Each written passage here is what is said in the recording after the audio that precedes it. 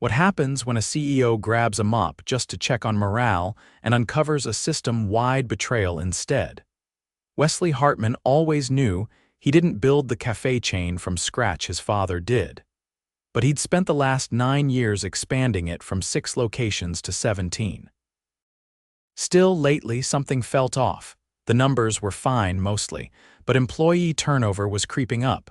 Customer reviews at one cafe in Eastwood were dipping.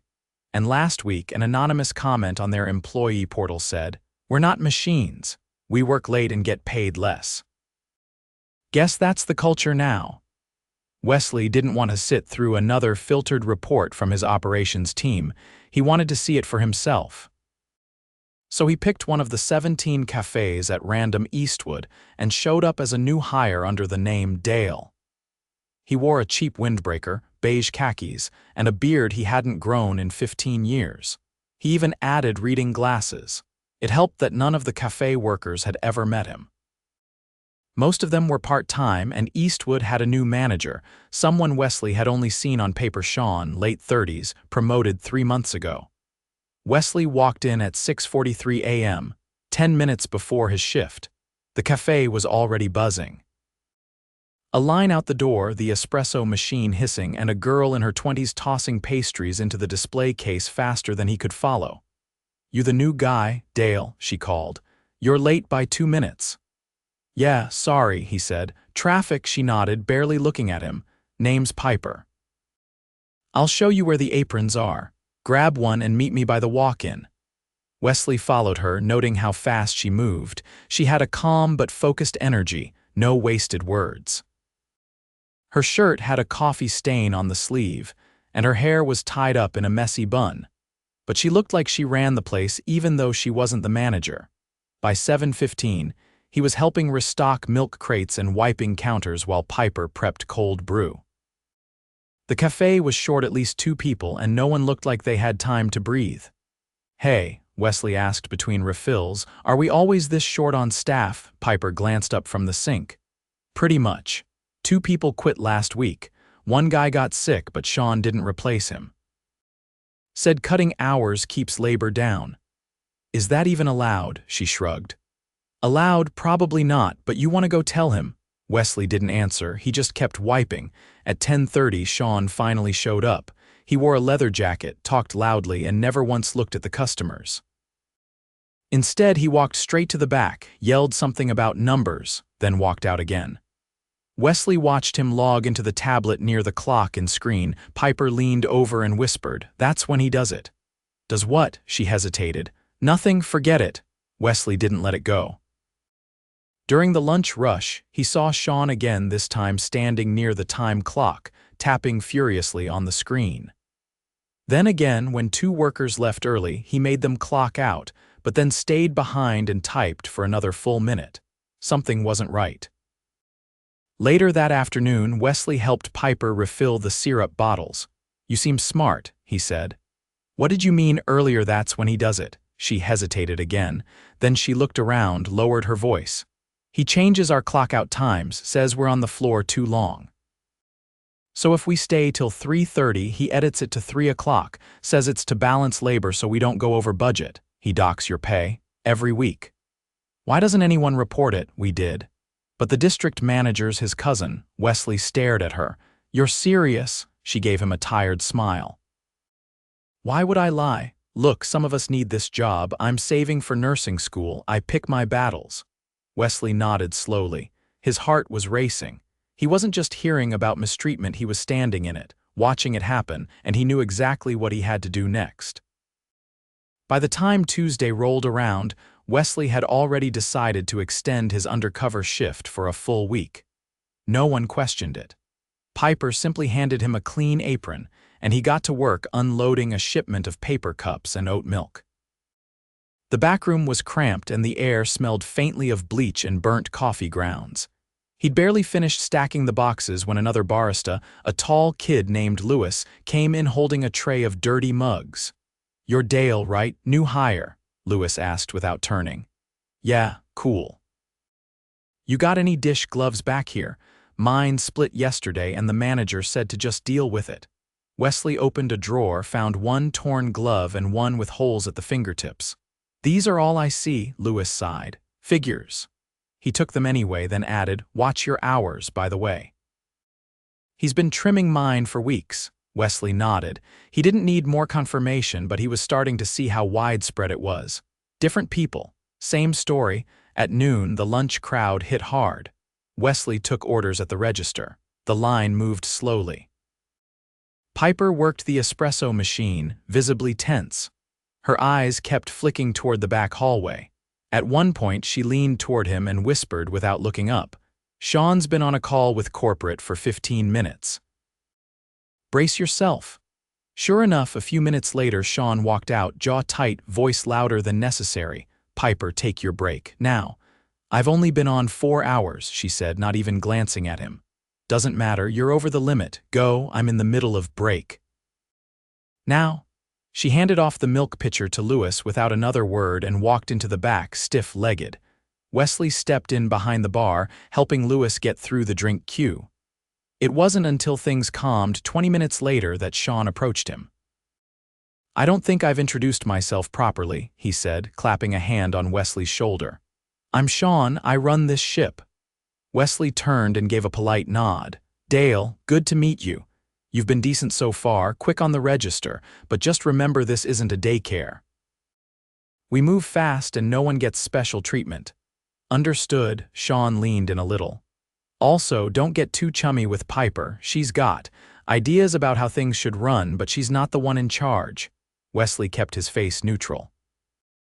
"I'll keep that in mind." Sean walked off, leaving behind a faint trace of cologne and something else: control. Not leadership. Control. Later that evening, after the dinner rush, Wesley stayed behind to help with closing. Piper was wiping down the pastry case when he asked, "Does he always speak to you that way?" She didn't stop scrubbing. "Only when it's busy or when someone from corporate calls and he needs to look tough." "Does the district manager ever visit?" "Not since January. He and Sean are close." "So unless something's burning, no one checks in." "Do you ever get to lead a shift?" "Only when he's late or not here." Wesley scanned the cafe. The lights buzzed faintly above. Chairs were stacked. The front door was locked. "You'd run this place better." She smiled, but it didn't reach her eyes. "Thanks, Dale, but I'm not sure that matters to anyone." The next morning, everything fell apart at 8:12 a.m. A woman in her 40s, dressed in business casual and holding a brown paper bag, stormed up to the counter. "I need to speak with whoever's in charge," she said, voice sharp. Lewis at the register hesitated. Our manager's in the back. Can I help?" "No, you cannot. I was in here last week. My daughter has a nut allergy. I asked if the banana muffin was safe. Your guy said yes. She ended up in the ER." Wesley stepped forward just as Sean emerged from the kitchen, clearly having heard everything. "Ma'am," Sean said, plastering on a grin. "I'm terribly sorry to hear that, but we have allergy notices on all our pastries.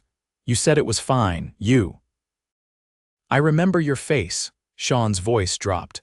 "I think you're mistaken." "No, I'm not. And if I don't get a written apology and a refund, I'm contacting the health board." Piper appeared behind Wesley, whispering, "That's not the first time."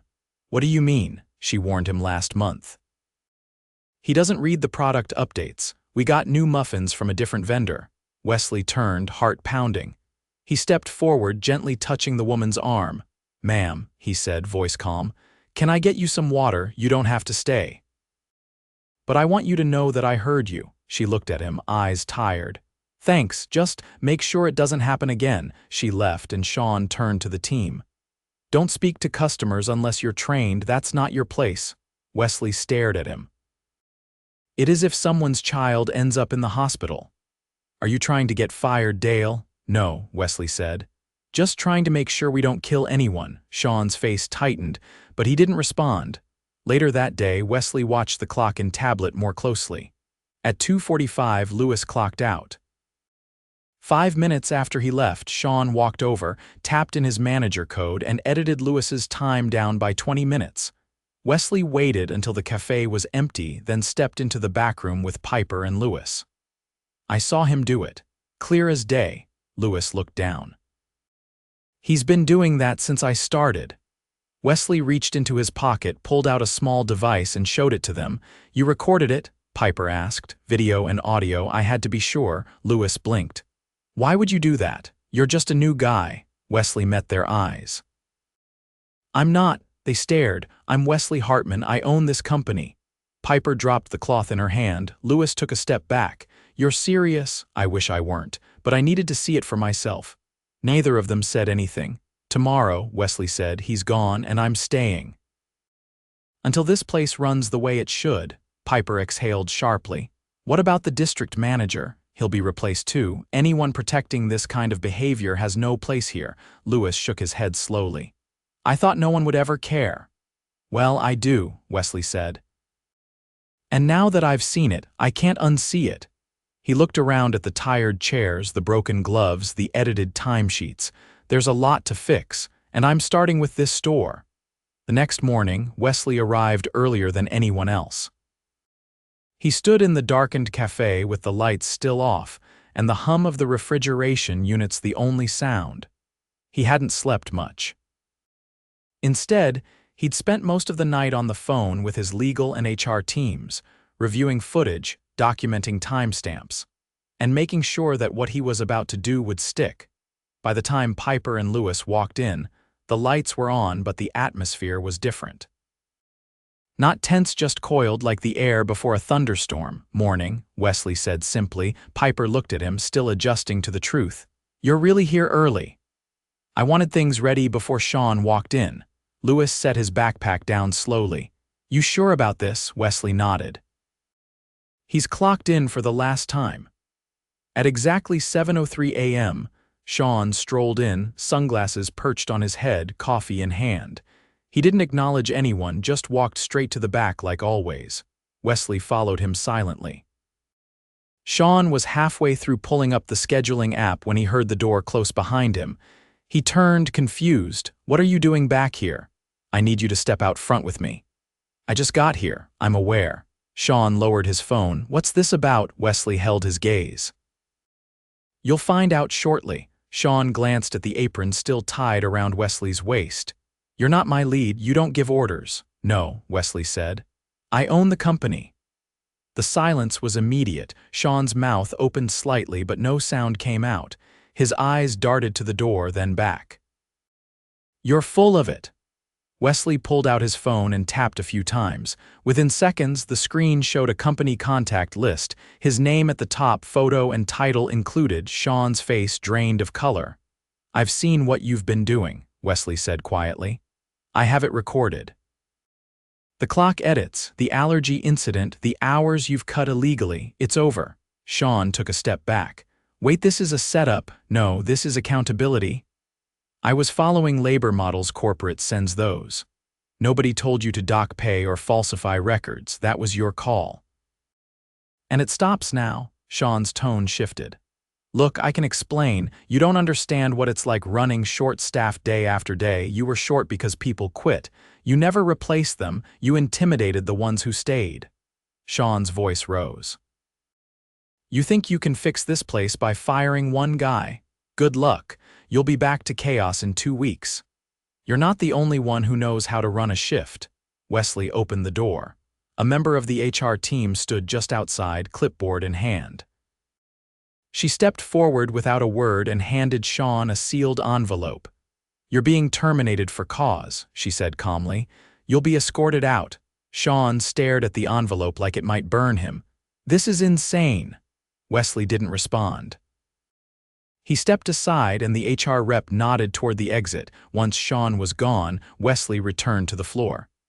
The cafe had opened and a small line had already formed. Lewis was behind the register, visibly tense. Piper was sliding a tray of croissants into the display case but glanced up as Wesley reappeared. She didn't say anything. She just met his eyes, searching for confirmation. "He won't be back," Wesley said quietly. Lewis exhaled, relief washing across his face. "About time." Piper straightened up. "So now what?" "Now we rebuild. Properly." Wesley stepped behind the counter, grabbed an apron from the hook and tied it on. "Starting today, the shift lead is you, Piper." She blinked. "You're serious? You've been doing the job without the title. You've earned it." Lewis grinned. Told you someone would notice eventually, but Piper didn't smile. Not right away. She looked around at the cafe, at the fading ceiling tiles, the broken fridge light, the scheduling binder with its tattered corners. Then I need 3 things, she said evenly. 1, a replacement for the late shift. 2, gloves that aren't falling apart. And 3, no more pretending like we're invisible. Wesley nodded. Done. By the afternoon, a temporary manager from another location had arrived to help cover the schedule. She introduced herself as Janelle, mid-40s, sharp eyes, no nonsense.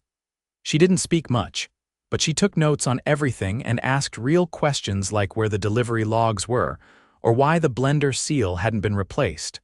Wesley watched her blend in almost immediately. At one point, he caught her asking a shy part-timer named Kelsey if she'd ever been trained on the register. She hadn't.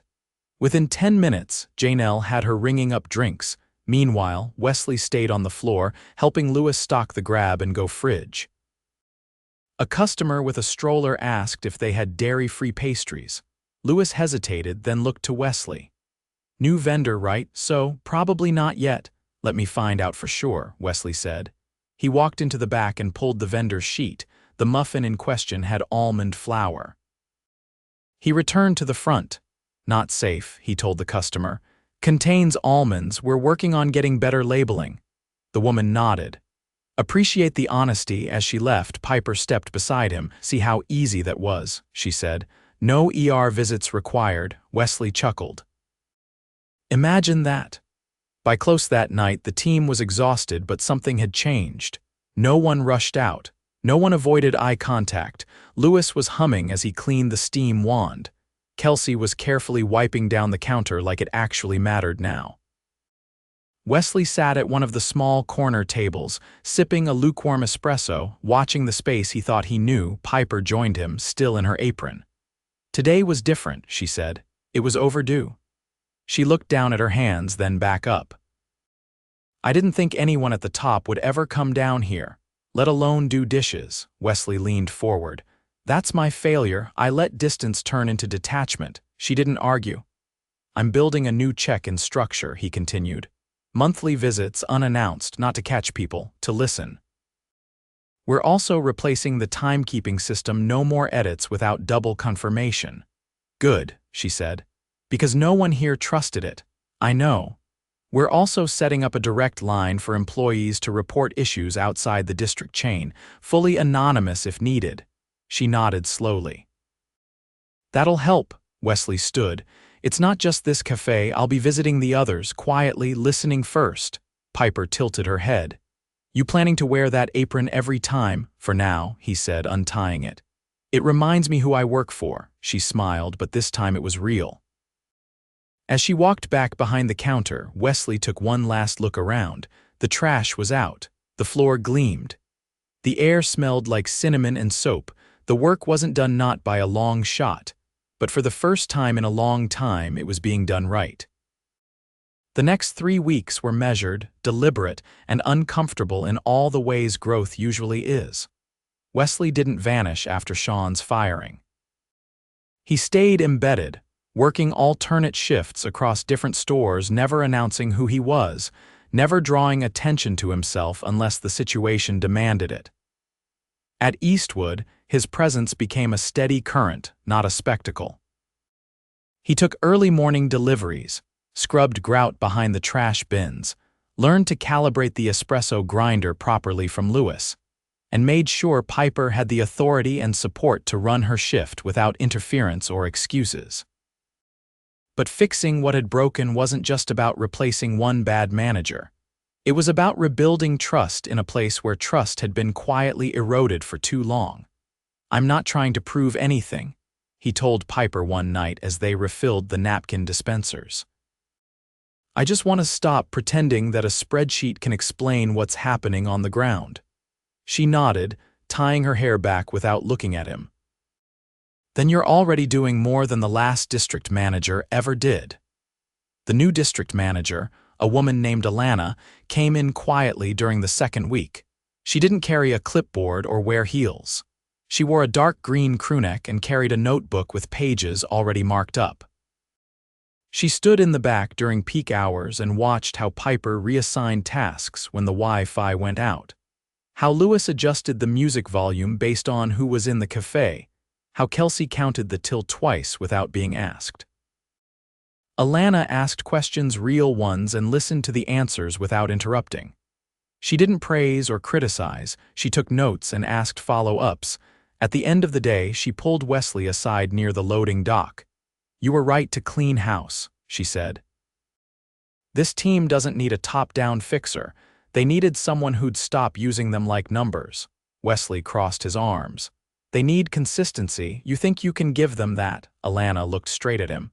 "You don't hire me to babysit, you hire me to lead. And to keep people like Sean out." He nodded once. That was all he needed to hear. Still, not everything fell into place. Payroll audits turned up discrepancies at 2 other locations smaller than Eastwood, but still deliberate. One assistant manager had been shaving hours in 10-minute increments across multiple shifts. When confronted by HR, he claimed he was just rounding down, but couldn't explain why the rounding only ever benefited the store's labor cost. He was gone within the day. The employees at that location were notified in person by Alana, and their corrected pay was fast-tracked with an added bonus. Wesley made sure of it. Back at Eastwood, the rhythm began to settle. Piper led with quiet authority. She didn't raise her voice, didn't micromanage. She just moved with efficiency, and people followed. She asked Kelsey to shadow her during inventory, not because she needed help, but because she saw potential. Kelsey, who had barely spoken during her first month, started arriving 15 minutes early without being asked. One afternoon, Wesley caught Piper by the back counter, scribbling notes on the shift log. She didn't hear him approach. "You ever think about running an entire store?" he asked. She glanced up. "You offering?" "Not yet." He leaned on the counter. "But I'm watching. I see how the team moves around you. That doesn't happen by accident." She closed the logbook. "I'd do it my way, not with intimidation, and I'd never ask someone to do something I wouldn't." "That's exactly why I'd trust you with it." He didn't say more. He didn't need to. The changes weren't just internal. Customers began to notice. Regulars who'd stopped coming returned slowly. One woman brought in a batch of thank you cards made by her daughter's 3rd grade class, thanking the cafe staff for being kind even when it's raining and crowded. Another left a handwritten note taped to the tip jar. "Feels good in here again. Like it used to." But perhaps the clearest sign things were shifting came the day the espresso machine broke mid-rush. It was a Monday. The cafe was packed, the line snaking out the door, and the machine let out a sputter and stopped pulling shots. In the past, that would have ended the shift in chaos, but Piper immediately pivoted. Lewis switched to cold brew and drip. Prioritize caffeine over preference. Kelsey, let everyone in line know we're offering free pastries with every drink. Dale, she paused, still calling Wesley by his alias with a small grin. Get the backup kettle going. We're doing pour-overs. No panic, no yelling, just movement. Customers stayed. Some even laughed at the situation. One man posted a photo on social media with the caption, "Broken espresso machine but flawless teamwork. This place is back." Wesley stood by the door, refilling napkins, watching it all unfold. No one looked to him for answers. They looked to each other. That night, as they closed, he asked Piper to walk with him to the parking lot. The air was cool, and the lot was mostly empty except for a few lingering customers chatting near the outdoor tables. "I'm stepping back starting next week," he said. She raised an eyebrow. "Really? I've seen what I needed to see. Doesn't mean I won't visit, but it's your cafe now. Alana's handling district oversight, and I trust her." Piper looked toward the storefront. The lights were dimmed, but she could still see Kelsey inside, wiping down the counter even though her shift had ended 10 minutes ago. "Feels weird," she said. "Having it run well, it shouldn't, but it does, because we got used to things being broken." Wesley nodded. "That's the part I regret the most. I let the culture shift without realizing it. I thought growth was proof we were doing fine." "You fixed it." "No," he said. "I listened while you helped fix it. Piper didn't respond right away. Then quietly, "You know what I'd change next." "What?" "Training, not just on machines, on how to speak up, how to document when something feels off, and who they can talk to without fear." "That's already in motion," he said. "Alana's piloting a new orientation model. And we're building a peer advocate system. Each store gets one person trained to be a resource, confidential, direct line to HR, not the manager." Piper's eyes widened slightly. "That's smart. It came from something you said about people feeling invisible." She crossed her arms, thoughtful. "Then I guess some good came out of all that mess." Wesley looked at her, the confident posture, the calm presence that had anchored an entire store through uncertainty. More than some. They stood quietly for a moment. Then Piper reached into her coat pocket, pulled out a folded piece of paper and handed it to him. "What's this?" Lewis wrote it, said he didn't know how to say it out loud. "It's for you." Wesley unfolded it. The handwriting was uneven but legible. "Thanks for seeing us. For showing up when you didn't have to. I almost quit last month. Now I want to stay." Wesley folded it again, pocketed it without a word. "Keep doing what you're doing," he said. Piper nodded, turned toward the building, then paused. "You're gonna get your hands dirty again, right?" "Not just this once. Already booked my new hire shift at Springdale next month. Different name, same plan." She laughed softly, then walked back inside. Wesley stood there for a few more seconds, watching the cafe glow in the dusk, not perfect, but honest, and finally on the right track.